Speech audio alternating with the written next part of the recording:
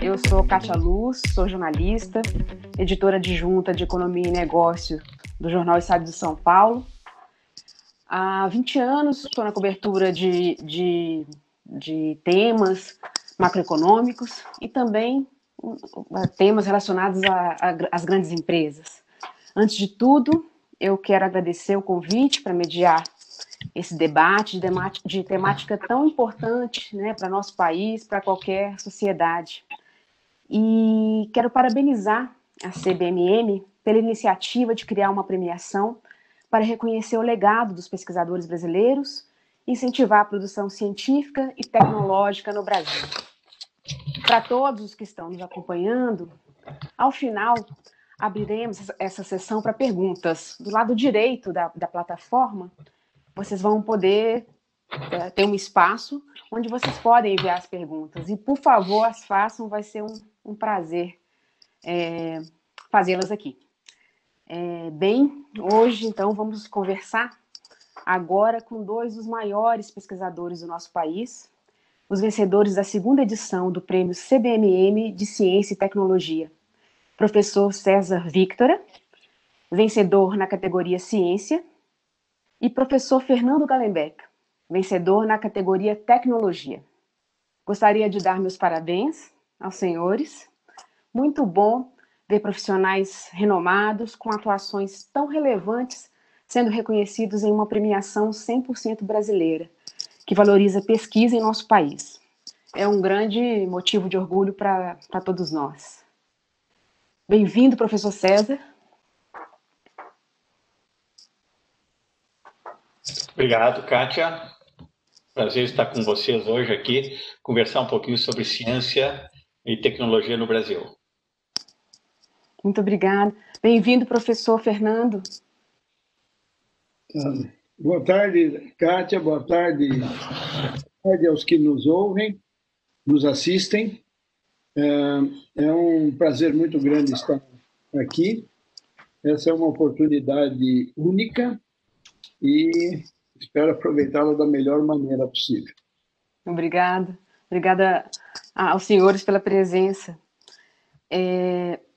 Bom, o professor César, vencedor do prêmio CBMM na categoria Ciência, é médico e professor emérito de epidemiologia na Universidade Federal de Pelotas, no Rio Grande do Sul. Já atuou como pesquisador e consultor em mais de 40 países, assessorando a Organização Mundial da Saúde e a Unicef. Professor, o senhor atua fortemente, né, para promover o conhecimento e informações corretas sobre amamentação infantil. Aliás, estamos até justamente na Semana Mundial do Aleitamento Materno. Exatamente. Queria que o senhor contasse um pouco desse trabalho, um pouco de como tudo começou. Bom, Kátia, eu me formei em medicina em 76 e comecei a trabalhar como médico comunitário em populações pobres, em favelas de Porto Alegre, e depois me mudei para Pelotas e continuei aqui em áreas periféricas de Pelotas, né? E me chamava muita atenção, enquanto na minha função de clínico, de médico de família, quer dizer, eu atendia do neto ao avô, do recém-nascido ao idoso. Aquele número de crianças que voltavam constantemente com diarreia, com infecção respiratória, com outras infecções, acabavam desenvolvendo um quadro de subnutrição e, às vezes, iam à morte também. E também me chamava a atenção que muito poucas mães amamentavam. A média de amamentação no Brasil, naquela época, Kátia, era 2 meses e meio somente. Por quê? Porque o leite em pó era considerado mais moderno, né, amamentar era algo antiquado, meio primitivo, então era a moda, vamos dizer assim, era usar o leite artificial. E foi nessa ocasião que eu resolvi fazer meu primeiro estudo aí que lançou a minha carreira científica, que foi comparando a mortalidade infantil em crianças que mamavam no peito com crianças que recebiam o leite artificial. E eu achei uma diferença enorme. O risco de morrer por diarreia era 14 vezes maior nas crianças que não recebiam leite materno. E de pneumonia era 4 vezes e meia. Então, era um risco muito alto. E aí, a partir disso, comecei a publicar artigos sobre esse tema, desenvolver esse tema, e aí essa amamentação se consolidou como a minha principal área de pesquisa durante toda a minha carreira. Professor Fernando Gallenbeck, vencedor da categoria Tecnologia, é doutor em Química pela USP, com pós-doutorado pelas universidades de Colorado e da Califórnia. Foi professor na USP e Unicamp, onde hoje é professor colaborador. Professor Fernando, o senhor tem executado projetos com diversas empresas em áreas bem diferentes. Várias das patentes depositadas pelo senhor foram licenciadas e 8, viraram produtos. Queria saber o que inspirou o senhor a se dedicar a esses projetos. Olha, a inspiração, a motivação, ela vem desde bem cedo. Quando eu era adolescente, eu trabalhava no laboratório que meu pai tinha, um laboratório farmacêutico, e eu percebia lá, e meu pai comentava bastante isso, as enormes limitações que nós tínhamos devido à falta de conhecimento, falta de tecnologia, e principalmente devido às mudanças tecnológicas, né? Aquela foi uma época em que a indústria farmacêutica brasileira praticamente acabou. Quando entrei na faculdade, eu tinha em mente aprender a ter ciência e conseguir transformar isso em resultados, conseguir transformar em tecnologia que produzisse resultado econômico, que produzisse emprego, que permitisse expansão. Então, essa motivação vem dessa época. Depois, ao longo da vida, eu tive outros estímulos. Meu orientador, na USP, antes de ir para a USP, ele era diretor industrial de uma grande empresa química, que é um caso notável, a Orquima. O nome dele era Pavel Krumpholz. Então, quando eu me tornei professor, eu queria fazer pesquisa, toda vez que aparecia alguém de empresa, eu procurava atender. E também, toda vez que no laboratório eu tinha algum resultado interessante, eu pensava, bom, isso interessa para alguém, isso pode ser aplicado em quê? Existe uma oportunidade nisso? E aí eu pautei toda a minha atividade. Vocês atuam em áreas muito diferentes, né? Em áreas completamente diferentes, mas é muito claro como o projeto, tanto do senhor, professor Fernando, quanto do senhor, professor César, tem um impacto tão direto e tão substancial, né, na sociedade. Eu acho importante agora a gente dividir um pouco, tratar pouco mais de um tema e um pouco mais de outro tema, para quem está nos assistindo poder ter uma ideia mais clara, né, do que é cada um, assim, do que é a trajetória de cada um de vocês. Vou começar pelo senhor, professor César, falando de nutrição infantil. Este é um tema cada vez mais discutido, né, por especialistas, pela sociedade e até mesmo na imprensa, né? Ainda assim, é um assunto cercado de muitos mitos, muita desinformação. Como está o Brasil nesse cenário? Assim? Como tem sido a evolução de índices como os de mortalidade e de desnutrição, por exemplo? Olha, Kátia, o Brasil, na época que eu estudei medicina, que eu contei essa história das crianças subnutridas, com muita diarreia, alta mortalidade infantil, o Brasil mudou muito, né? Felizmente, em muitos aspectos, a mortalidade infantil no Brasil naquela época, assim, eu morria cerca de 80 de cada 1.000 crianças que nasciam, né? 8%. Hoje em dia morre pouco mais de 1%. Né? Então foi uma queda muito grande. A subnutrição no Brasil, conforme os dados que a gente tinha antes do Covid, que pode ter piorado, certamente deve ter piorado muita coisa, né? Mas a subnutrição tinha sido quase que eliminada, né? Mesmo no Nordeste, nas regiões mais pobres do Brasil, a gente via muito pouca criança subnutrida. Então, foi um progresso muito grande. Tá? Nós não temos dados dos últimos anos mais recentes, talvez tenha estacionado um pouco, mas a gente sabe que foi um progresso muito grande. O que me preocupa, né, é que a subnutrição é um lado da moeda, né, e o outro lado é a obesidade. E a obesidade infantil, então, no Brasil aumentou muito, assim como em adultos também. Né?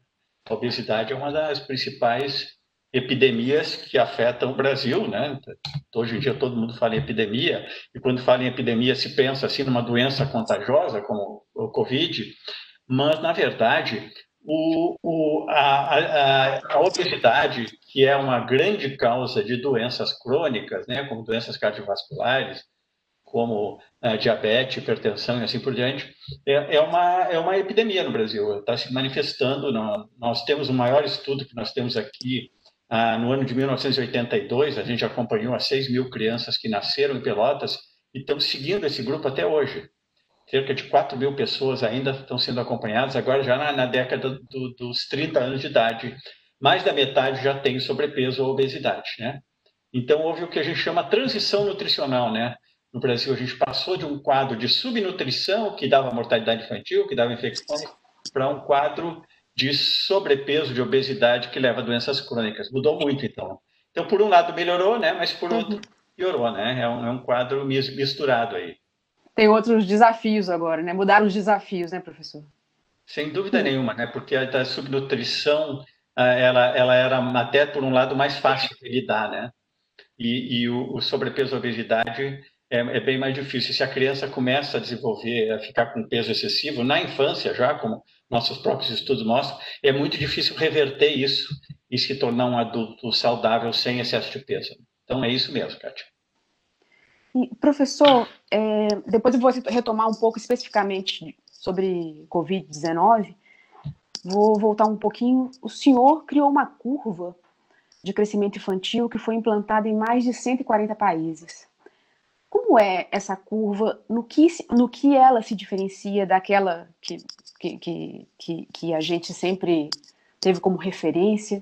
Queria que o senhor explicasse um pouco para a gente. Bom, Kátia, é o seguinte, quando nos anos 90, com esses estudos que ele fez de amamentação, a Organização Mundial de Saúde me convidou a participar do comitê de peritos em nutrição infantil, né?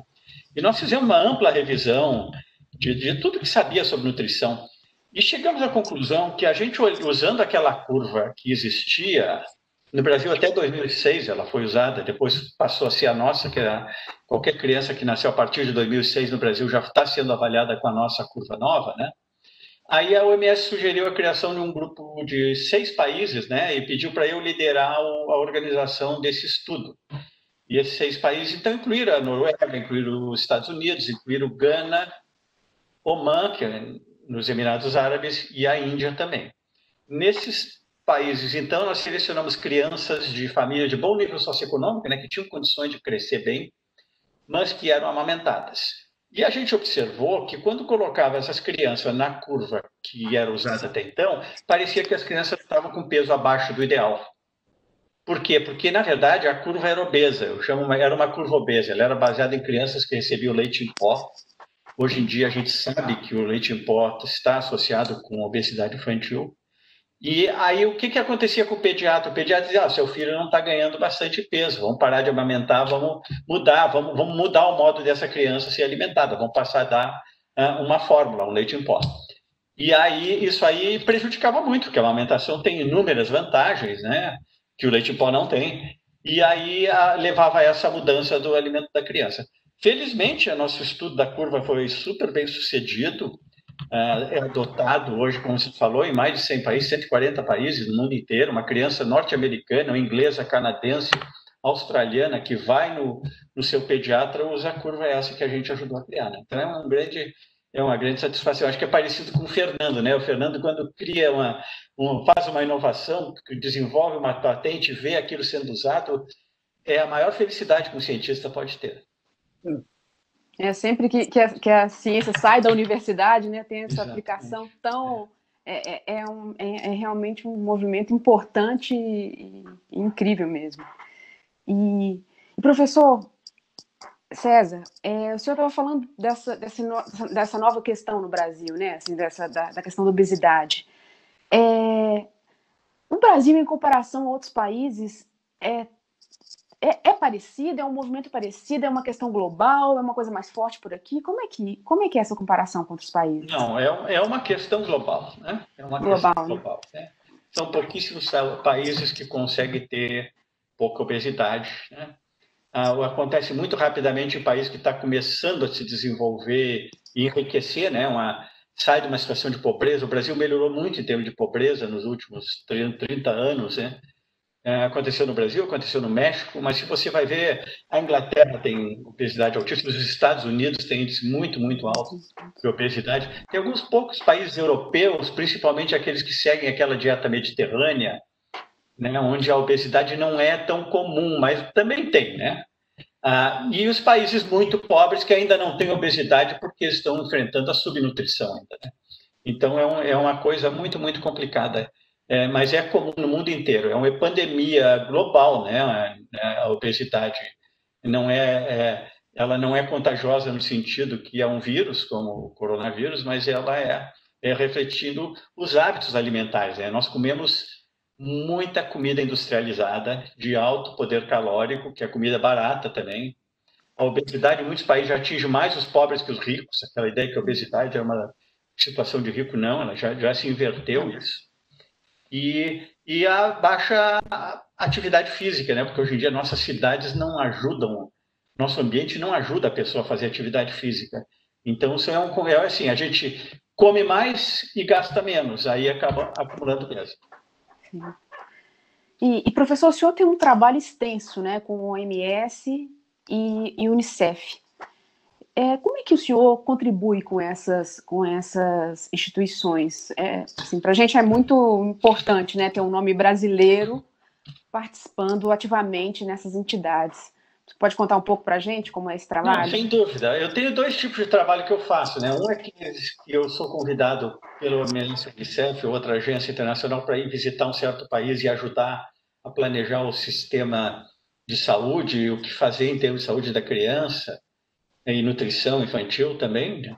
Então, esse é uma assessoria in loco, né? Ajudar a montar e avaliar um sistema. Eu trabalho muito em avaliação, né? Tem muitos programas implementados pelo mundo que não estão funcionando direito. E se não tiver uma avaliação rigorosa, com metodologia científica, a gente não consegue nem saber o resultado do programa, né? Então, eu trabalho muito com isso. E o outro tipo é assessoria global, né? Por exemplo, agora, um mês atrás, saiu um artigo dizendo que o leite materno pode transmitir o coronavírus, né? E dentro do leite já haveria partículas do RNA viral que indicariam que pode ser que o vírus esteja sendo transmitido. Então, a OMS monta um grupo meio de urgência, assim, né? Uma emergência, e nós começamos a estudar. Será que é verdade que transmite? Será que, se transmitir, será que a criança fica doente? Se a criança ficar doente, será que ela morre? E se ela parar de amamentar para não transmitir, será que ela não vai morrer de outras causas, né? Então, tudo isso é uma modelagem matemática e estatística bastante complexa. Estou trabalhando direto nisso agora. Claro que a nossa impressão inicial é que o risco de transmitir é muito baixo. A criança não morre de coronavírus, né? Você não morre. Praticamente nenhuma criança morre de coronavírus. O coronavírus está muito, muito mais atingindo a faixa etária de pessoas de 60 anos ou mais. Então, a gente sabe que o risco para a criança de ser amamentado e receber o coronavírus e ter uma complicação grave é muito baixo. Mas o risco de parar de amamentar e aí sofrer por diarreia, ter uma pneumonia, um outro tipo de infecção, ficar subnutrida, é bastante alto. Então, nós temos os 2 lados da equação fazendo. Então, respondendo a tua pergunta, essa é a segunda maneira que eu colaboro com a OMS, nesse caso, né? No caso, eu estou liderando esse grupo que vai fazer um parecer, aí vai sair em seguida, sobre a questão da amamentação durante a pandemia. Professor, pois a respeito exatamente disso, então, assim, em linhas gerais, o que se aponta ainda não está fechada ainda, né? Essa pesquisa que vocês estão fazendo sobre Covid e aleitamento, mas há indícios, então, de que parar de amamentar talvez seja mais, assim, seja um problema maior, né, do que continuar amamentando, é isso? Não, tudo indica que sim, né, Kátia? A questão é complicada porque a mãe pode transmitir se ela estiver doente, né? Se ela estiver doente e for diagnosticada e souber que está doente, ela pode transmitir também respirando em cima do bebê, né? Agarrando o bebê, tocando no bebê. Então, não é só o mecanismo, não é só o leite materno, é muito importante. Aí teria que separar a mãe do bebê, que alguns países estão fazendo. A Coreia do Sul, a Espanha está recomendando se a mãe pode ficar separada do bebê. Aí começa uma questão social. Quem é que cuida do bebê? Né?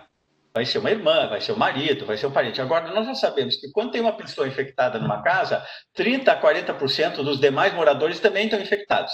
Então, tirar da mãe e dar para a irmã cuidar ou para a tia, em muitas famílias pobres, onde as famílias são grandes, né, não vai resolver a questão. Vai até criar outros problemas potenciais, porque essa criança não vai ser amamentada, né?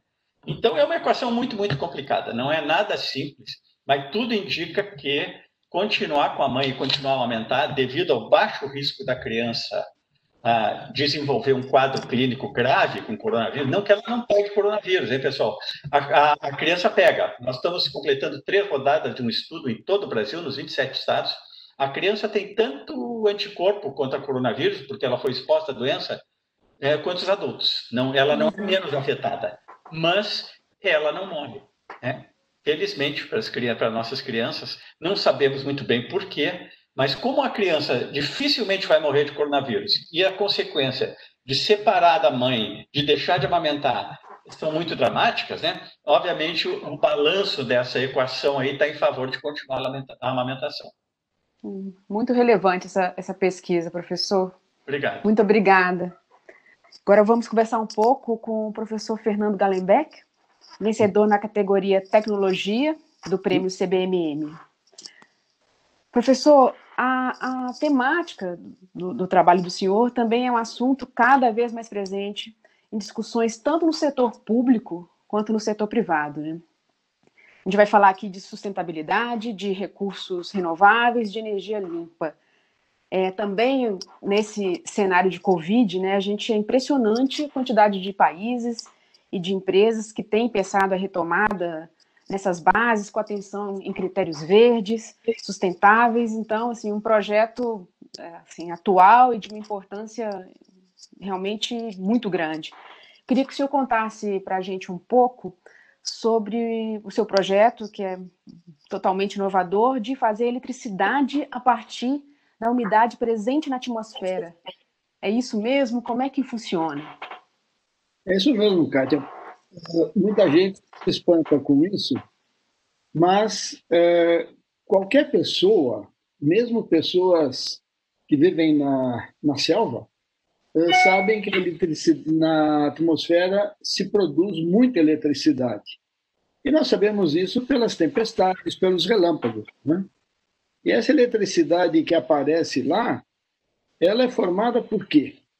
Por ar, água, vento, né? Variações de temperatura, mas é daí que surge a eletricidade dos relâmpagos, dos raios. E essa eletricidade ela tem sido um desafio há muito tempo. Muitas pessoas tentaram capturar essa eletricidade. Benjamin Franklin teve sucesso, outros, infelizmente, morreram, né? E isso acabou tornando essa área assim, uma área um pouco marginal dentro da ciência. Durante o século XX, não foi uma área que recebeu realmente muita atenção. Hoje nós não temos bons modelos, boas explicações, boas teorias para isso. Em 2010, uma observação feita no laboratório mostrou que quando nós temos 2 chapas de metal, uma próxima à outra, metais diferentes, e aumentamos a umidade, surge uma voltagem, uma diferença de potencial elétrico entre as 2 chapas, né? Então, você tem uma eletrificação ali que parece espontânea. E o que mudou? A umidade. Bom, então nós estamos investigando isso, o que pode causar, procuramos uma descrição em termos moleculares, afinal de contas eu sou químico, né? E os personagens das histórias dos químicos são moléculas, íons, átomos. Então, nós procuramos explicações nesse nível e temos tido bastante sucesso. Primeiro, porque nós conseguimos observar manifestações de hidroeletricidade em vários outros fenômenos, por exemplo, na eletrização de borracha. Quando você expande e contrai uma borracha, pensa num pneu de automóvel girando, né? Ele está sendo comprimido, expande e tal. Em todas essas situações, ocorre produção de eletricidade que é mediada pela umidade da atmosfera. Então, o que nós estamos fazendo é procurando meios, dispositivos de capturar essa eletricidade que está por aí o tempo todo e pô-la a nosso serviço, né? Pôr a serviço das pessoas que precisam de energia. E isso tem um atrativo bastante grande, primeiro, porque é uma forma nova, alternativa de gerar energia, e segundo, porque é uma forma que funciona no escuro, funciona no meio da mata, funciona na água, né? E funciona num solo úmido, funciona numa lata de lixo. O digital tem bastante umidade, certo? Principalmente as pessoas se dão o trabalho de descartar os recicláveis, né? Então, é atrás disso que nós estamos.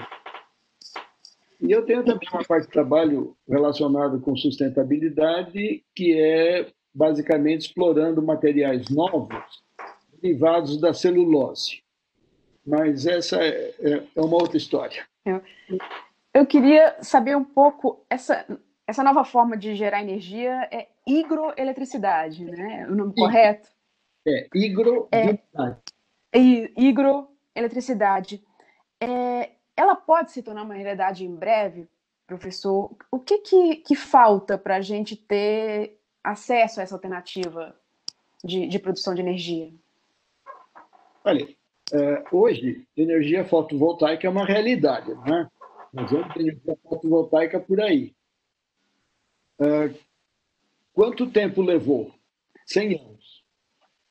Eu espero que a hidroeletricidade leve 100 anos, porque senão nem os meus netos vão aproveitar isso. E, de fato, eu acredito que o desenvolvimento possa ser bastante rápido, porque hoje há vários grupos no mundo trabalhando nessa área. São vários grupos na China, atualmente grupos em Israel, grupos na Europa encaminhando para ela, e são grupos excelentes, muito bem equipados. Os grupos na China têm estudantes chineses, né, que é uma coisa muito especial, né? E então eu acredito que a gente possa ter um progresso bastante rápido. Nós mesmos no laboratório terminamos recentemente uma avaliação de um dispositivo feita durante 4 meses e mostrou que para algumas aplicações de pequena escala, a geração distribuída de eletricidade, nós temos já uma resposta. E, professor, o senhor já publicou 280 trabalhos, depositou 36 patentes, sendo várias delas estendidas para mais de 20 países. 8 produtos baseados nessas patentes foram introduzidos no mercado. Quais foram esses produtos? Bem, primeira patente que acabou mais tarde gerando produtos foi de filtros centrífugos, que são usados, por exemplo, em laboratório para a purificação de proteínas. E essa descoberta me deu uma alegria, porque um livro importante de engenharia química da época afirmava que o fenômeno era impossível. Uma explicação. A primeira é que a teoria dele estava errada, usei uma teoria melhor e isso funcionou. Esses filtros hoje circulam aí pelo mundo, tem mais de uma empresa fabricando isso. Outra patente que foi bastante importante foi aí de fato é uma família grande de patentes relacionadas com fosfatos de alumínio usados como pigmentos e para revestimento e para anticorrosivos.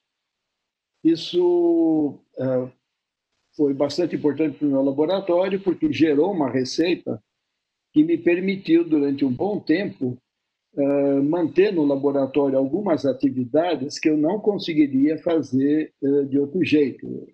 Despesas que as agências de fomento normalmente não pagam. Outras patentes importantes são com relação a nanocompósitos de borrachas, onde nós mostramos a possibilidade de fazer materiais funcionais, juntando várias funções simultaneamente, de maneira muito simples. E tem patentes sobre desinfetantes pouco agressivos para o meio ambiente, desenvolvidas num projeto da empresa. E as mais recentes, elas tratam da produção de tintas, que nós começamos a trabalhar com elas porque produziam revestimentos condutores elétricos. E esse aqui é um exemplo. Esse cartãozinho aqui é um pedaço de papel que está com uma cobertura. Isso aqui conduz eletricidade e conduz extremamente bem. Então, nós podemos pensar em construir circuitos. Aqui eu tenho uma plaquinha de metal, na qual estão tiras do papel com grafite, que podem, com isso eu consigo montar circuitos. E isso, como no fim das contas eu sou professor, né? Eu também, né? No fundo, nós somos professores. Isso me permitiu fazer esse aqui, que é maior.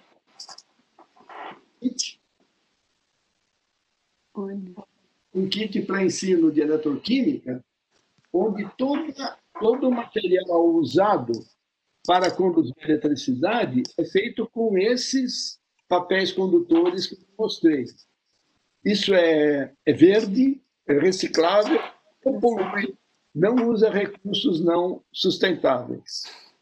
Né? Eu acho que esses são exemplos, acho que são os mais interessantes. E, professor, tem alguma dessas soluções que foi mais especial para o senhor ou que teve um impacto maior no uso? Eu costumo dizer que pai não pode escolher entre os filhos, né? Mas sempre prefere os mais novos. E os que eu estou mais motivado agora são justamente esses materiais condutores, porque eles estão mostrando uma gama de aplicações enorme. Então, para você ter ideia como as coisas vão se conectando, quando a gente fica com o olho aberto, a tinta que foi feita porque era condutora, ela mais adiante se mostrou um excelente revestimento anti-chama para madeira, para evitar a propagação de fogo em madeira. Esse é o tipo de coisa que a gente precisaria ter, por exemplo, para evitar o Museu do Incêndio Nacional ou do Museu Nacional, né? Ou para evitar o incêndio da Notre Dame. Existem tintas que impedem propagação de chama em madeira. Elas têm um problema sério, são caríssimas. Ou seja, o uso acaba sendo restrito. E muito patrimônio histórico que deveria ser protegido não pode ser protegido porque não tem quem pague, né? E eu acho que com isso agora nós temos uma solução também que, de novo, sustentável, de baixo custo, que pode ser bastante difundido. Então, nesse momento, eu estou mais concentrado nisso. A hidroeletricidade ainda está assim em gestação, né? Então, eu trabalho muito nela, mas não posso dizer que é o que eu tenho de melhor agora. Melhor que a gente está envolvido no momento, né, professor? Claro. E o senhor é professor da Unicamp, já foi professor da USP. Eu queria fazer uma pergunta pensando em quem está pensando em seguir a carreira. Como engajar os jovens para que queiram seguir essa carreira científica? Qual estratégia assim, deve ser usada? Como é que o senhor enxerga isso? Eu acho que a principal estratégia que nós temos que explorar é aproveitar o tempo que os estudantes passam em salas de aula, desde que são pequenos, né? Ensinar ciência não é para começar quando a pessoa já tem 18 anos. Ensinar ciência, a gente pode começar com crianças muito pequenas. Ela pode aprender a observar. Eu vejo meus netos hoje, tem alguns que ainda têm menos de 10 anos, e eles aprendem ciências e fazem experimentos nas escolas, e eu procuro incentivar. Então, em primeiro lugar, a escola, ela tem que funcionar. Infelizmente, a nossa escola brasileira deixa muito a desejar em muitos aspectos, com as exceções de praxe. O professor tem que ser motivador. O professor não tem que agradar os alunos, ele tem que conseguir convencer o aluno a criar questões, criar problemas, mesmo que seja para brigar com o professor por causa do pensamento do aluno ser diferente do pensamento do professor, né? Então, acho que cabe um papel muito importante aos professores e a nossa sociedade, ela não é muito...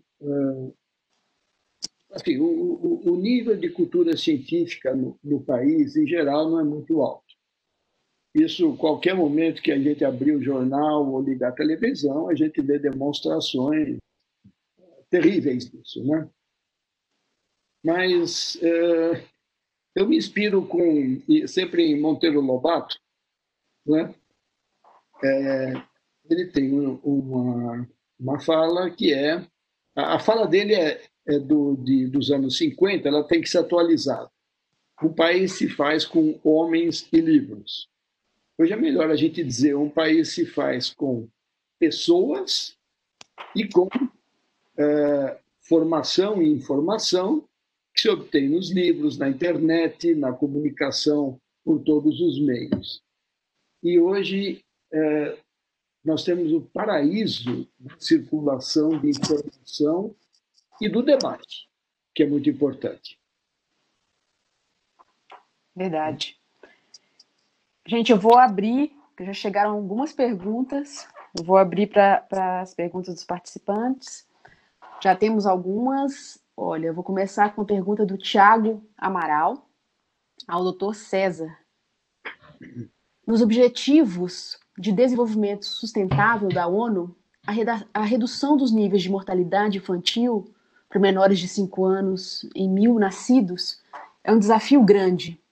Quais as ações para atingir esse resultado? Como a educação dos jovens pode auxiliar, professor? Bom, Tiago, boa pergunta, né? O objetivo de desenvolvimento infantil, né? O objetivo de desenvolvimento sustentável, eles colocam o nível de mortalidade infantil de mortalidade de criança menor de 5 anos, tinha que ser abaixo de 25 por mil, tá? Ou abaixo de 2,5%. O Brasil no geral, já atingiu esse nível. Embora o Brasil é um país de desigualdades, então, se a gente for para os grupos mais pobres, se a gente for para as populações indígenas, quilombolas, as populações que não têm sido alcançadas, que têm sido excluídas do nosso processo de desenvolvimento, essas populações ainda têm níveis altos. Então, o desafio no Brasil é uma coisa mais regionalizada. Mas se nós formos para a África, por exemplo, para o sul da Ásia, nós vamos ver que os níveis são muitas vezes mais altos. A educação é um elemento, ele demora um pouco mais, né? A educação, e principalmente a educação de meninas, né? Isso é uma intervenção essencial, porque nós temos que em muitos países a menina não vai tão longe na escola, ela casa muito cedo, tem uma série de questões de gênero, ligadas ao gênero, ligado ao papel social da mulher adotado na sociedade, que prejudica muito isso. Isso é muito, muito ruim, né, para a mulher em si também, e também para os seus filhos, porque ela não consegue atingir um nível educacional suficiente para dar um cuidado ideal para os seus filhos. Agora, a curto prazo, né, Tiago, as intervenções que mais funcionam são aquelas que, como as imunizações, né? Infelizmente, nós estamos vendo uma crise de imunizações no mundo inteiro, porque com o Covid ninguém quer levar os filhos nos postos de saúde, é outro impacto negativo do Covid, não só pela doença, mas pela queda no uso de serviços, né?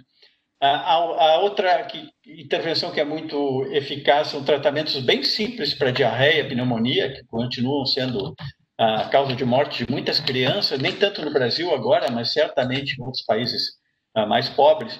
E a terceira intervenção é a atenção pré-natal e ao parto por um profissional treinado, né? Cerca de metade dos partos que ocorrem no mundo ainda ocorrem no domicílio, principalmente nos países mais pobres. O Brasil tem 98%, 99% de parto já numa instituição. Mas eu diria que são as três intervenções mais factíveis a curto prazo, que seriam, então, o pré-natal e a atenção ao parto, é o recém-nascido também, porque se nascer por uma pessoa treinada vai receber o cuidado adequado, né? A imunização e o tratamento de doenças super comuns que são tratadas com remédios simples. Então, essa seria a primeira prioridade. E a educação com um efeito a mais longo prazo. Perfeito. A gente tem uma segunda pergunta para o professor Fernando. Existe alguma correlação com o projeto Rios Voadores? Os rios voadores são importantes para o desenvolvimento da pesquisa? Do senhor, professor? Os rios voadores, eles são muito importantes porque eu procurei explicar, nós dependemos de umidade do ar, eletricidade que é gerada trabalhando com essa umidade. E os rios voadores, eles justamente trazem umidade da Amazônia para o Sudeste, e graças a eles, né, nós temos chuva quase sempre em quantidade suficiente no Sudeste. Então, para ter hidroeletricidade também nas regiões mais povoadas do país, nós certamente dependemos dos rios voadores. Como dependemos deles para termos comida e produção de alimentos, simplesmente. Ou seja, dependemos muito deles. A gente tem uma terceira pergunta para os senhores, para os dois professores. Por que o Brasil reluta tanto em apoiar efetivamente educação, ciência e tecnologia? Pergunta do Richard.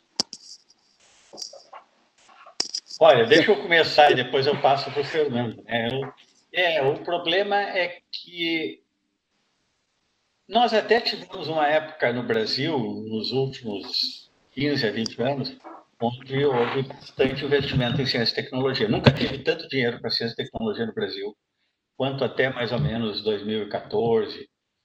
Nós, sem relacionar isso ao partido A ou B ou C, foi uma época de bons investimentos. Mesmo assim, né, o percentual do nosso PIB que é investido em ciência, tecnologia e inovação fica muito abaixo daqueles países, por exemplo, como a Coreia do Sul, que investiram pesadamente, conseguiram grande desenvolvimento tecnológico. Hoje em dia a gente anda de carro coreano, a gente tem televisão coreana, tem celular coreano, o Fernando vai falar mais do que eu sobre isso, né? Então a gente foi países que investiram pesadamente. Isso é uma pena, é uma pena. Eu acho que a ciência e tecnologia agora no governo atual do Brasil, então, está cada vez mais por baixo, né? Nós temos a opinião abalizada de cientistas brasileiros em diversas áreas, na área da saúde, na área da epidemiologia, na área de pesquisas espaciais, opiniões abalizadas sendo refutadas por diversos personagens aí do nosso governo federal. Então, é uma época muito triste. Eu acho que nós vamos olhar para o passado sobre esses anos, pensando que foi uma época negra para a ciência brasileira. Sem falar nos cortes em bolsa de pesquisa e todos esses contingenciamentos que nós, pessoalmente, tivemos que enfrentar em relação aos nossos alunos nos últimos 2, 3 anos. Passar para o Fernando. Bom, eu, sem mudar nada do que o César falou, eu gostaria de lembrar algumas outras coisas.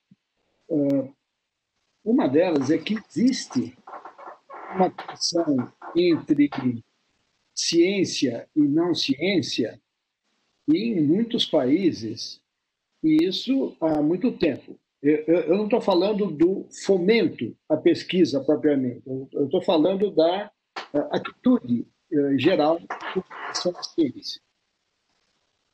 Isso existe há muito tempo. Autores importantes criticaram posturas e práticas de cientistas, né? Eu lembro sempre o H.G. Wells, O Alimento dos Deuses, né? É um livro que mostra por que pessoas, até bem intencionadas e cultas, fazem oposições à ciência, à tecnologia, ao desenvolvimento.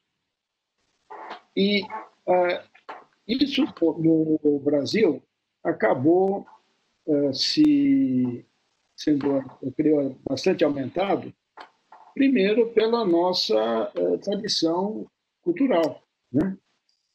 Nossas universidades são recentes, nossos institutos de pesquisa são recentíssimos, e então a tradição não ajuda muito. Nós temos tido momentos de muito fomento à ciência e tecnologia e à educação, em momentos diferentes. É curioso lembrar que, se a gente olha todas as crises pelas quais nós passamos, como eu já não sou jovem, eu passei por muitas crises, mais do que vocês podem imaginar. E, em geral, depois de cada crise, veio um momento de crescimento. Isso aconteceu, e aconteceu, curiosamente, independentemente do grupo específico que estava no governo, né? O FNDCT, pelo qual nós estamos lutando atualmente, ele foi criado no regime militar. Só que havia militares que tinham visão estratégica, né? O que me parece que se tornou escasso. Então, eu tenho a impressão que nós temos todos esses problemas, e mesmo nos momentos em que nós tivemos muitos recursos, tivemos um outro problema, que foi a qualidade do gasto. A gente não tem que ter dinheiro, mas tem que gastar bem dinheiro. Nós precisamos mostrar os resultados, porque o cidadão que paga imposto, ele quer saber o que foi feito com o dinheiro. Se ele não vê os resultados, se ele não vê alguma coisa que ele considere resultado, né, ele não precisa achar que o que eu considero resultado científico seja importante para ele, né? Eu tenho que ter um pouco o trabalho de explicar isso para ele e mostrar. Então, tudo isso tem nos atrapalhado bastante. E, como disse o professor César, essa fase agora é de uma cegueira e uma inépcia fantásticas. A gente tem mais uma pergunta aqui do Jorge Otávio para o professor Fernando. Essa tecnologia tem a ver com as placas de energia solar noturnas, produção de energia à noite? Não. Se eu entendi bem, o que você está chamando de placa solar noturna são sistemas fotovoltaicos de captura de energia ambiente, né? Que capturam, por exemplo, energia da lâmpada que está acesa.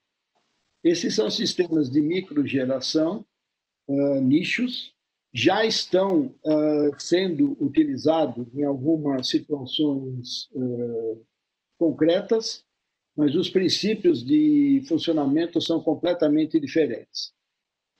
Essas placas noturnas, elas são noturnas desde que tem alguma lâmpada acesa, desde que tem alguma luz. Elas dependem de alguma luz. O meu não depende de luz, depende de umidade. Professor, também aqui uma pergunta do Osmar, também para o professor Fernando: como incentivar o ensino mais precoce da ciência, tanto na escola como em casa? Eu mostrei agora há pouco para vocês um kit, e eu vou contar uma experiência anterior que eu tive com kits, que foi em 2011. 2011 foi o Ano Internacional da Química. E foram feitas algumas experiências globais.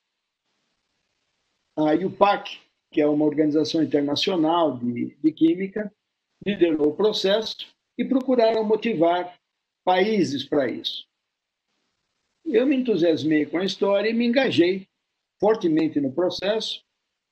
O resultado: mais de 2 milhões de crianças fizeram experiências, registraram seus resultados na internet.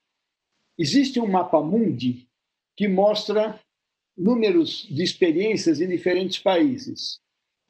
Há 3 lugares destacados no mundo, que são uma parte da Europa Ocidental, o Nordeste dos Estados Unidos e o Brasil.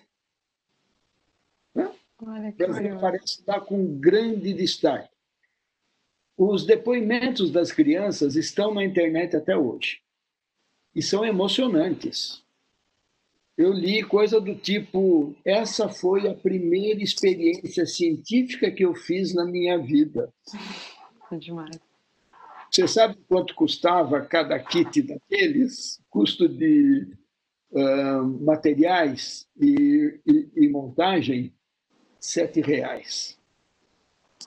Isso foi distribuído para as secretarias da Educação, foi distribuído pelo Conselho Regional de Química para as escolas particulares, secretarias de Educação para as escolas públicas, e as crianças foram fazer as experiências com os professores, e eu desconfio que, infelizmente, alguns professores também fizeram pela primeira vez uma experiência científica na vida. Ou seja, nós sabemos o que tem que ser feito. O que a gente precisa, eu creio, é realmente engajar naquilo que é possível e cobrar os resultados, né? Dá o dinheiro e depois ninguém se preocupa se houve ou não resultado, acaba nos prejudicando. O professor pergunta ainda da Cristiana: como se houver energia no mundo daqui 50 anos? Com o uso de fontes mais renováveis, menos dependente do petróleo, acredita que a hidroeletricidade vai ser uma realidade?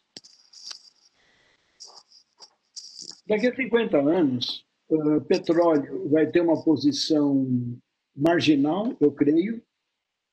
Essa queda de preço de petróleo, que vem há um certo tempo, eu não tenho dúvida nenhuma.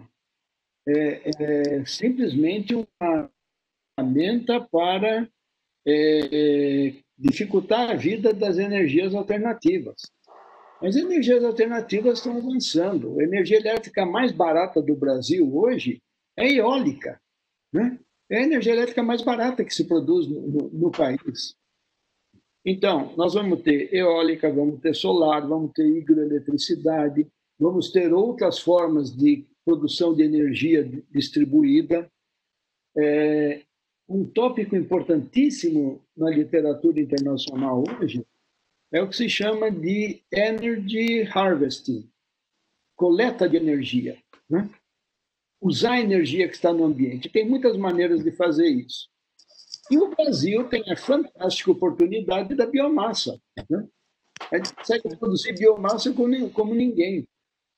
E essa eletricidade que está iluminando aqui a minha sala hoje, ela provavelmente saiu de uma usina de açúcar e álcool que queima bagaço e gera vapor que vai gerar eletricidade. Isso tudo é sustentável. Professor, mais uma pergunta quanto às escolas e o ensino. Desculpa se eu não estou lendo da forma correta o nome Zeknaal. Me desculpe se eu não souber. Será que o nosso sistema de ensino não está cortando aquilo que é nato de uma criança, isto é, a curiosidade, o estímulo à criação, à criatividade? Eu vou citar um grande professor, um pouco mais velho que eu, Isaías Rao. Isaías dizia que estudantes têm que pegar o mais cedo possível, que ainda não deu tempo dele ser estragado pela escola. Infelizmente, isso muitas vezes é verdade. Mas nós temos também no sistema escolar hoje, nos sistemas escolares, temos pessoas fantásticas fazendo trabalhos fantásticos. E até eu tenho dificuldade de dizer a escola brasileira. É difícil, porque a distribuição é muito grande. Nós temos coisas maravilhosas e ao lado de coisas que são tristes. E essas coisas maravilhosas, muitas vezes, em escolas muito pobres, né? Então, eu acho que seria muito bom se nós gastássemos tempo aprendendo e conhecendo aquilo que funciona, que dá certo, que produz resultado, e procurássemos disseminar isso. Vamos aprender com quem sabe, né? E tem gente que sabe e está fazendo. Agora, para o professor César, como tem sido participar tão ativamente do grupo de trabalho da Covid, que é a pandemia mundial mais intensa dessa geração? Não, é verdade. Olha, Kátia, tem sido muito trabalho, né? Eu estou em casa agora, eu sou aposentado também. Acho que o Fernando também é aposentado oficialmente, né? Mas eu continuei trabalhando bastante, mas agora está extremamente intenso, né? Que nós, logo que começou a pandemia aqui no Rio Grande do Sul, os primeiros casos, o notificado confirmado foi metade de março. Nós, como epidemiologista, nós gostamos de ir a campo, né? E a campo quer dizer, a gente vai sujar o pé na lama, em todos os bairros, nas regiões mais remotas. E nós, então, começamos, já no começo de abril, a primeira fase de uma pesquisa que agora, aqui no Rio Grande do Sul, já tem 6 fases. A cada 15 dias, a gente vai de novo, estuda 4.500 crianças, 4.500 pessoas de qualquer idade, em 9 municípios do estado, que são as cidades polo do Rio Grande do Sul, e está constatando agora, a pandemia demorou para chegar aqui, mas finalmente agora chegou com força. Um pouquinho depois disso, o Ministério da Saúde, então, nos desafiou, o ministro Mandetta, a fazer esse estudo no Brasil inteiro. E aí nós iniciamos, então, o estudo EpiCovid-19, né, um estudo que está sendo realizado em 133 cidades do Brasil, né, todo o país, monitorando a progressão da epidemia. Nosso primeiro achado muito surpreendente foi que a pandemia no Brasil ela teve maior incidência, prevalência de casos ao longo do Rio Amazonas, até em cidades relativamente pequenas, como Tefé, como Breves, Castanhal, cidades pequenas com altíssima prevalência de casos. E depois ela começou a vir para o Nordeste e para o Sudeste e para o Sul. Após 3 fases desse estudo, com patrocínio do Ministério, Infelizmente, o Ministério resolveu que não valia a pena continuar. Aquela questão da falta de entendimento pelo presente governo da importância da ciência, cortou nosso financiamento, que tinha sido inicialmente dado pelo Ministério. Felizmente, nós conseguimos financiamento agora, junto com um grupo de bancos, um grupo de empresas, Instituto Serra Pilheira, a Fundação Todos pela Saúde, que é um convênio de banco, da FAPESP, juntamos diversas verbas e estamos voltando agora a implementar a pesquisa. Foi uma pena porque nós paramos de colher dados nós vamos parar por quase 2 meses, né, numa fase que a pandemia está explodindo. Mas, novamente, aquela questão, né, investir em ciência é investimento, não é gasto, né, é um investimento no futuro. Se nós entendemos bem essa pandemia, a próxima que vier, que certamente vai vir, né? Essa não é a última pandemia, isso aí vai continuar ocorrendo em um mundo cada vez mais globalizado, um vírus que surge na China, dentro de um mês ele está em Manaus, né? Então, isso aí vai continuar acontecendo. A gente precisaria ter mais apoio para esse tipo de trabalho. Infelizmente, se por um lado o governo falhou, felizmente a iniciativa privada e o Estado de São Paulo começaram a nos apoiar de maneira muito forte. Então, a notícia é boa, né? Mas é isso que me ocupa meus dias, e minhas tardes e minhas noites atualmente. Professor César, deixa eu pegar uma aqui também, perguntando especificamente de Covid. Peraí. Eu acho ela aqui.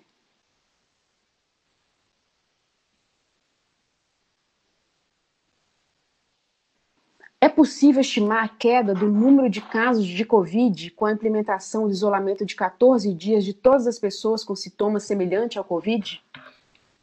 Olha, é possível modelar, mas modelagem é uma das coisas que é super difícil em uma pandemia, é uma modelagem precisa, né? Como é que eu vou te dizer? A Covid tem um problema. Ela é uma doença que ela tem muito as pessoas que a gente chama super espalhadores, tá? Uma pessoa que espalha a doença para um grande número. E, por outro lado, nós temos muitas pessoas que têm Covid e não espalham para ninguém.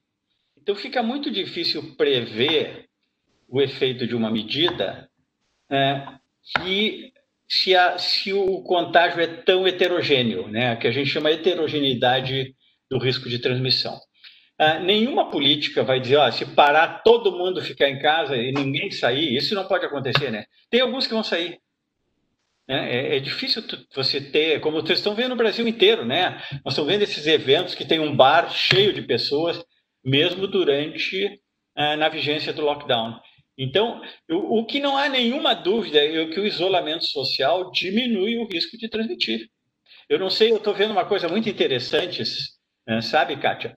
Todos os meus colegas pediatras estão dizendo, olha, pessoal, nós não estamos vendo internação por pneumonia, nós não estamos vendo bronquiolite, que é uma doença comum de criança no inverno, não está, que a criança vai para o socorro, ela teria que ir para ser tratada, né? Nós não estamos vendo nada disso, porque as pessoas estão isoladas. E isso certamente está acontecendo com o Covid também. A propagação do Covid tem sido menos intensa do que seria se não houvesse o distanciamento social, né? Não temos dúvida nenhuma sobre isso. Então, eu não posso dar uma resposta definitiva, não, se fechar por 40 dias, some. Não some, primeiro que ela não vai sumir, né? Porque alguns países que estão na segunda onda, já na Espanha, né? Por exemplo, um caso bem claro, alguns lugares da Alemanha, parecia que tinha sumido e não sumiu, né? É uma coisa muito, muito difícil de prever, portanto. Então, gostaria de ter uma resposta, mas o distanciamento funciona, mas ele não vai acabar com a pandemia. O que vai acabar com a pandemia é uma vacina que atinja boa parte da população, né? Porque não adianta também ter a vacina e as pessoas não se vacinarem. Tem muito conhecimento, fake news sobre vacinas, infelizmente, no mundo atualmente, que precisa ser contrariado, né, e rebatido para que as pessoas agora tomem a vacina do Covid.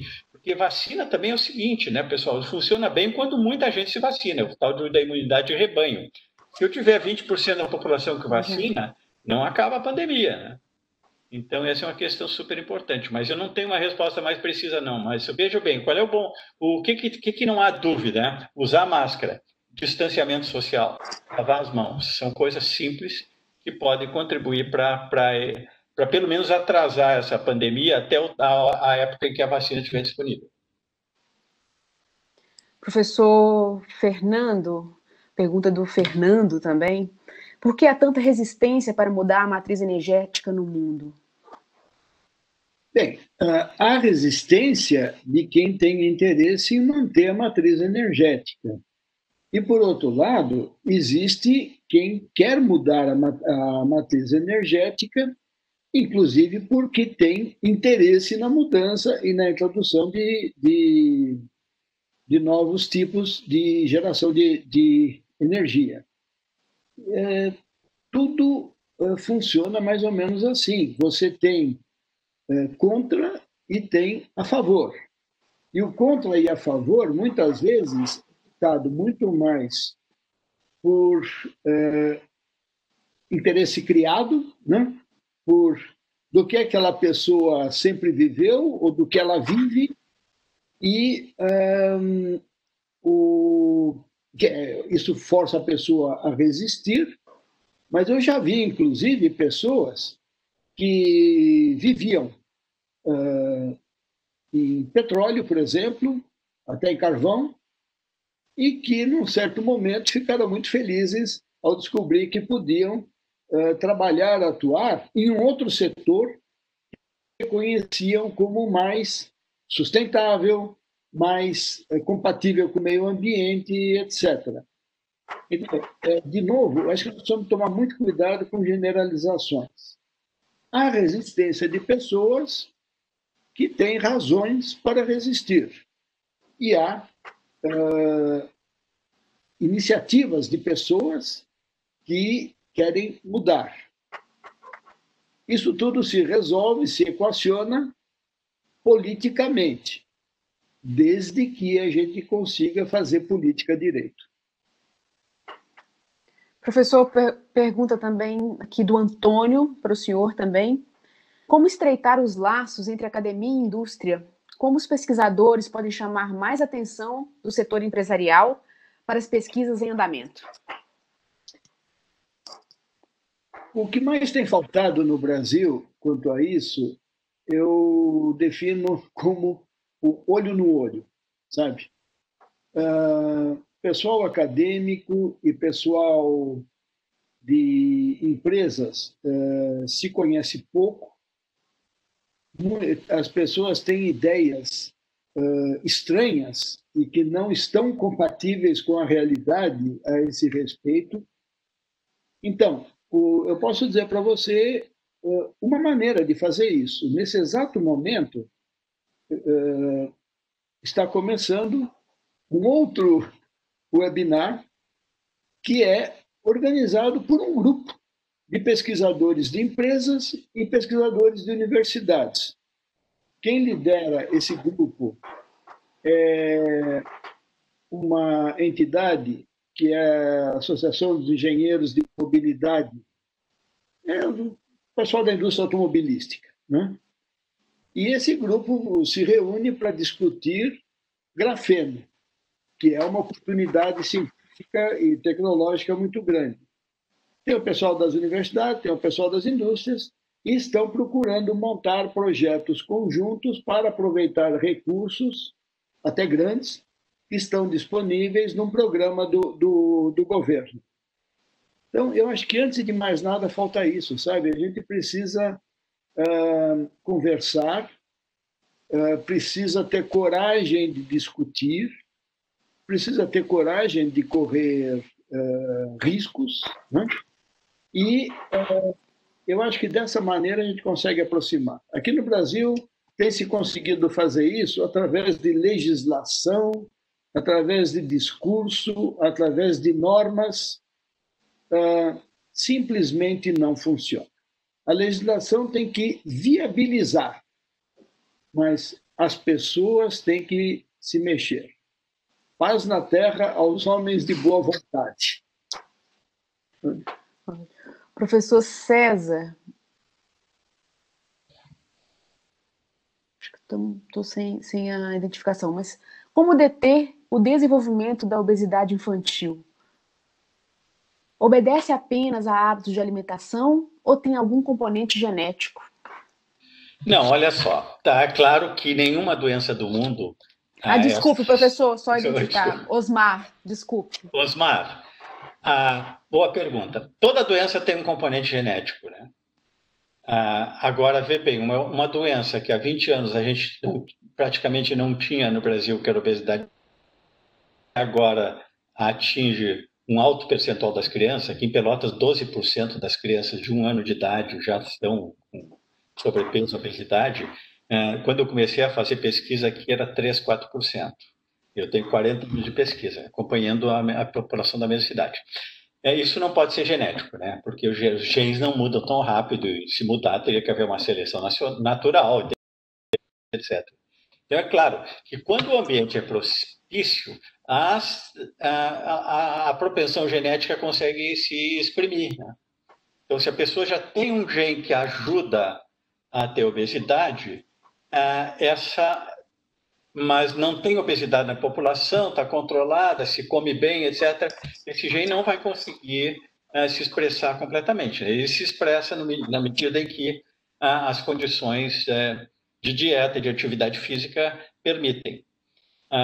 Para mim, o grande problema da obesidade infantil começa que a amamentação no Brasil, embora seja bem maior, agora mais longa que anteriormente, ela ainda é curta. Então, a criança começa precocemente a receber leites em pó, que potencialmente levam a maior condição de obesidade. E a segunda é o que a gente chama os determinantes comerciais da saúde, né?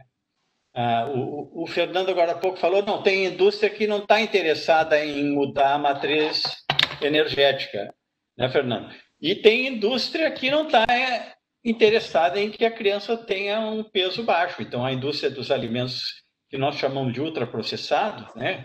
O professor Carlos Monteiro, aí da USP, é um pioneiro nessa área. O Carlos descreve muito claramente assim, a quantidade digamos, me perdoem a palavra, de porcaria que criança pequena gosta de comer e come. Eu tenho netos e eu sei que eles adoram aquilo, porque são alimentos cuidadosamente manipulados para aumentar o consumo. Aquilo é como se fosse uma droga, como se fosse um opioide, né?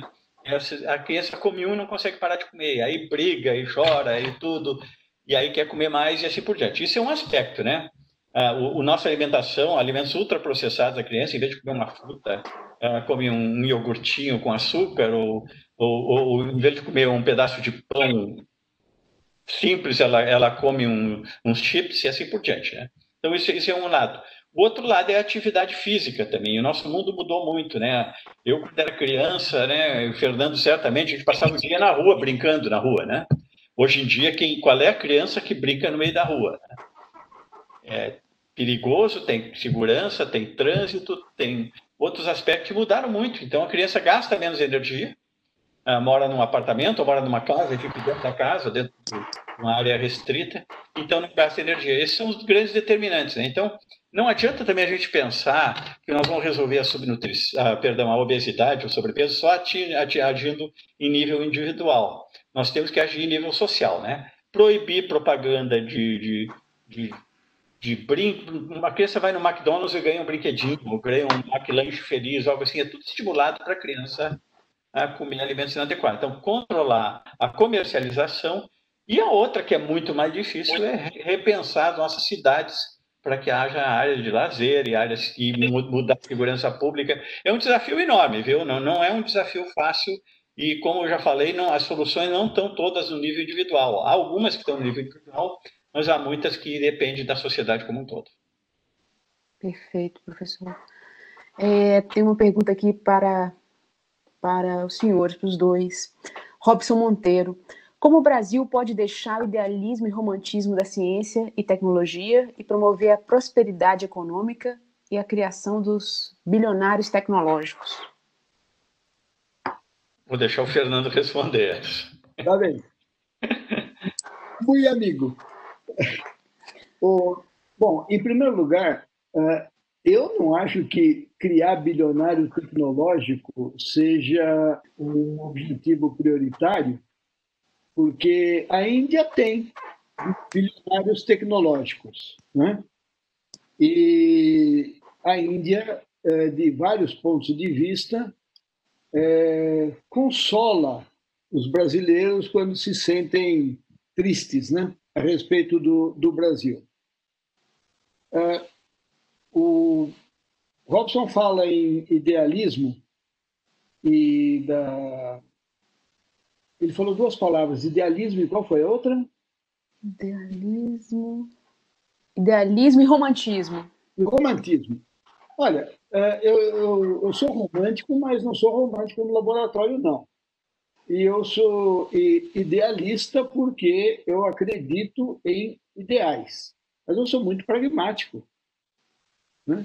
Eu trabalhei muito com uma empresa, eu fazia parte do comitê científico da empresa. Na hora de avaliar os projetos que iam receber recursos no ano seguinte, recursos da empresa, né? Um dos critérios importantíssimos e decisivos era o seguinte: quanto isso vai render daqui a 5 anos, né? E isso é fundamental, porque se a empresa não tiver resultado, ela não é sustentável, ela não consegue expandir, não consegue aumentar. Essa empresa, aliás, era uma empresa nacional de porte, bom, já começou relativamente grande, hoje é uma multinacional importante, né? Então, olha, eu acho que a imagem do pesquisador como um sonhador idealista perdido, desconectado do mundo, essa imagem não existe. Agora, eu, honestamente, nunca ambicionei me tornar bilionário tecnológico e não quero ajudar ninguém a se tornar bilionário tecnológico. Eu quero ajudar esse país a ter muitos empregos, valorizar suas matérias-primas, adquirir densidade tecnológica que nos dê empregos bem remunerados, porque esse é outro problema, né? Não basta ter emprego. Que emprego, né?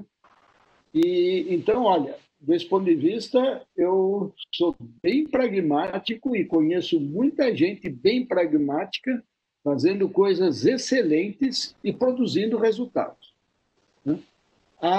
O tal do agronegócio brasileiro, ele saiu de onde? Qual é o aporte tecnológico e científico que está lá dentro? Quanta soja o Brasil conseguiria produzir, né, se não tivesse feito aqui todo o esforço tecnológico que fez? Eu falei de soja, eu posso falar laranja, eucalipto, borracha, o que for, né? Tem um aporte muito grande. Então, olha, tem muito brasileiro que é idealista, mas pragmático e contribui para gerar emprego e renda. Gente, eu vou ter que pedir desculpas, porque o tempo aqui é curto e não vou conseguir realmente ler todas as perguntas, são muitas. Queria agradecer. E para finalizar, queria até pegar um pouco o gancho nessa última fala do senhor, professor Fernando, mas eu queria ouvir dos dois vencedores do prêmio CBMM qual a relevância de conhecer o legado dos pesquisadores brasileiros e de que forma é possível fomentar a ciência no nosso país. Professor César, o senhor pode começar? Bom, em primeiro lugar, eu queria novamente cumprimentar o Fernando. Assim, é uma honra ter recebido esse prêmio do lado de um pesquisador como o Fernando, que é extremamente conhecido no Brasil inteiro. É excelente que a CBMM reconheça o valor da ciência e tecnologia com um prêmio assim de tanta visibilidade, né, tão importante. Então, eu acho que os prêmios, sem dúvida, são essenciais e podem muito aumentar a visibilidade, porque tem cobertura na mídia, tem jovens pesquisadores que vão ser inspirados pelas histórias de pesquisadores mais antigos como nós. Então, tem todo esse lado, tem o valor. Mas voltando à questão de como valorizar a ciência, Uma coisa que me deixa extremamente triste é que cada ano 3 ou 4 dos meus melhores estudantes vão para o exterior e não voltam mais. Isso está ocorrendo cada vez de maneira mais intensiva. Tem poucos concursos nas universidades, o salário é baixo, o brasileiro, a formação científica brasileira anda muito boa, tem grupos de ponta em todas as áreas. Claro que tem grupos que não são tão fortes também, mas no todo o estudante brasileiro é muito valorizado no exterior. E eu vejo ano após ano, Canadá, Austrália, Estados Unidos, Inglaterra, nossos estudantes migrando para outros países onde eles têm melhores condições de trabalho. Isso é muito triste, né? Eu acho que nós tínhamos que pensar muito nisso. Quanto dinheiro o nosso governo gastou? Um estudante que muitas vezes fez escola pública, fez universidade pública, fez um mestrado numa universidade pública, fez um doutorado numa universidade pública, ganhou uma bolsa sanduíche para passar um ano no exterior, volta e quando passou o período, aí vai de vez para o exterior. Então é uma história. Eu não queria terminar numa nota triste, né? Mas as nossas autoridades têm que ver mais além do futuro imediato. Nós temos que saber que investir em ciência, investir em tecnologia é um investimento, não é um gasto. E manter aqui aquelas pessoas com qual o contribuinte brasileiro já gastou tanto para formar é essencial. Não é um contrassenso permitir essa fuga de cérebros. Claro que nós não vamos proibir isso com medida proibindo alguma pessoa de ir, mas sim, pelo contrário, oferecendo condições que façam essa pessoa ter vontade de permanecer dentro do Brasil. Olha, muito obrigado, Kátia, obrigado a CBMM, a todo o grupo que está por trás dessa reunião aí, que nos ajudou a organizar. Um abraço para ti, um abraço para o Fernando e boa noite para todos. Obrigada, professor. Professor Fernando? Kátia, eu acho que, em primeiro lugar, nós precisamos conhecer o que foi feito de ciência e tecnologia no Brasil. E existe a ideia de que nós não fizemos praticamente nada, né? De fato, nós temos demonstrações gritantes o tempo todo. Eu gosto de lembrar a questão da tecnologia eleitoral, né? Quem sabe fazer eleições melhor, Brasil ou Estados Unidos? Isso que o presidente Trump disse a respeito das eleições, de fraude, etc., aqui, francamente, seria motivo de risada se alguém dissesse uma coisa parecida. Porque nós temos uma tecnologia eleitoral que, afinal de contas, vem de tecnologia bancária, vem de desenvolvimentos em área de tecnologia de informação, na qual o Brasil tem uma produção muito grande. Eu já falei da questão do agronegócio. Nós temos desenvolvimentos tecnológicos em setor metal mecânico brasileiro. As pessoas não sabem, mas eu vou citar o nome de uma empresa, não tem nada a ver com o caso. Tentem descobrir o que é ZEG. Tentem descobrir o que é isso. É de cair o queixo. Tentem descobrir o que se passa com as empresas brasileiras que produzem cimento, do ponto de vista de competência tecnológica e empresarial, as duas, né? É impressionante.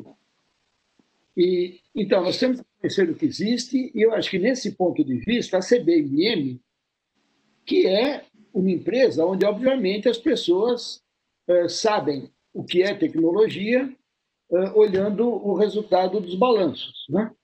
Elas veem isso. Uma empresa que, com uma projeção impressionante, sabe o que é isso, e essa iniciativa dela de dar visibilidade ao que é feito no país, eu acho que merece todos os elogios. Eu elogiava quando não tinha ganho o prêmio no ano passado, continuo elogiando agora e vou continuar elogiando para frente, tá certo? Então, isso é fundamental, agradeço a CBMM, e eu espero que muitas outras entidades, muitas outras empresas procurem trabalhar dessa maneira, porque sabendo, conhecendo os exemplos, né?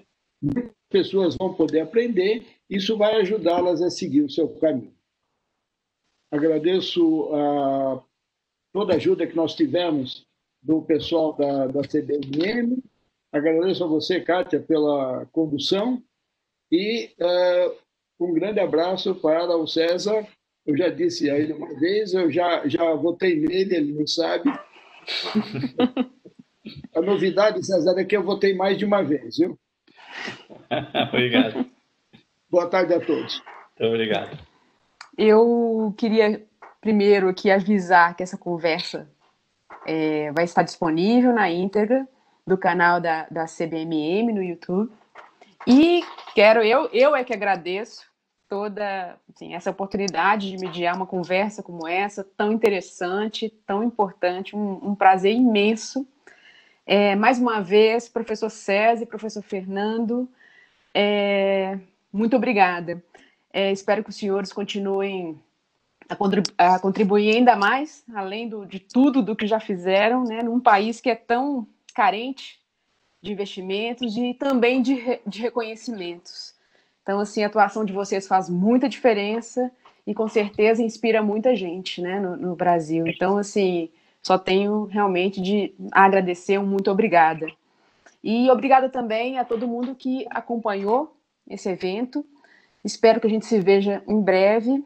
Até mais. Boa tarde, gente.